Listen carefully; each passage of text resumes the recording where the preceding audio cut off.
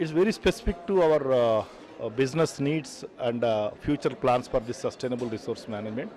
Ours is a company manufacturing herbal medicines, healthcare products based upon the traditional wisdom of Ayurveda and using the natural resources as our raw material. As a result, we have a major business interest within the in the context of natural products or the medicinal plant species, which is a subset of the total biodiversity. And we have, considering the pressure over the resource and considering the future opportunities related to the business, we have major interventions with reference to the sustainable resource management for the biodiversity. Certainly, given the present architecture, the convention and its treaties provide a broad international policy framework based upon which the national regulatory scenario and subnational programs and policies would be formulated, and these will have a definite impact on our programs and activities. Our intention to participate in this program is to understand the emerging scenario and its possible and to analyze its possible impact and modulate our programs to suit to the international policy framework and the resultant programs in our country.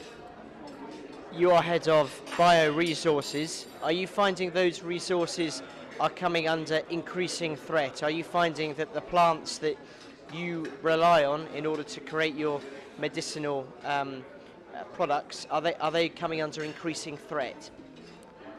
The pressure is definitely mounting. Pressure is definitely mounting for two reasons. One, a persistent demand that is going up.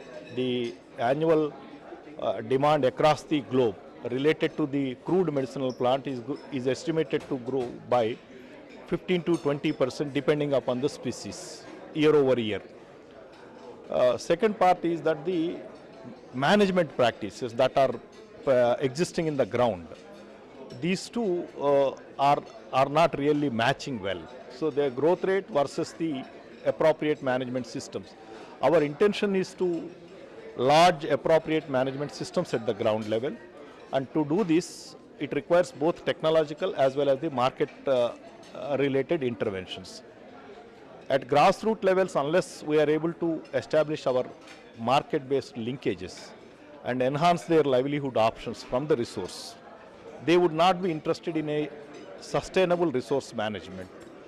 Otherwise, they would be more concerned about the basic livelihood needs for the day, but not with a futuristic kind of an approach.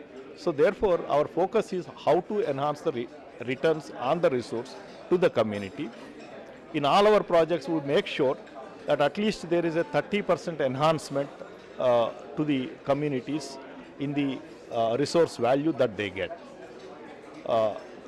One part. The second part is the technical kind of a know-how on the natural regeneration processes and the sustainable management part of it, for which we provide not only technical inputs, we also provide any kind of material inputs such as quality planting material. Today our interventions are there both in India and Nepal, and they cover close to 1200 hectares of land and covering diverse species. 11 species we have major interventions happening, and we have a direct market linkage with all the communities, and this is immense, directly benefiting close to 3,000 families both in India and Nepal, close to 3,000 families straight away. And rest of it is an indirect kind of a benefit that might be accruing to other parts of the communities. Very briefly, one final question. Are you finding that events outside India are impacting on the production of medicinal products within India? Sorry, could you repeat? Are you finding that impacts outside India, be they environmental impacts or financial impacts, are affecting your products, be it the demand for certain plants or certain flowers in India? Presently, our focus has been more onto the Indian scenario. We have been the largest player, though we have an international presence.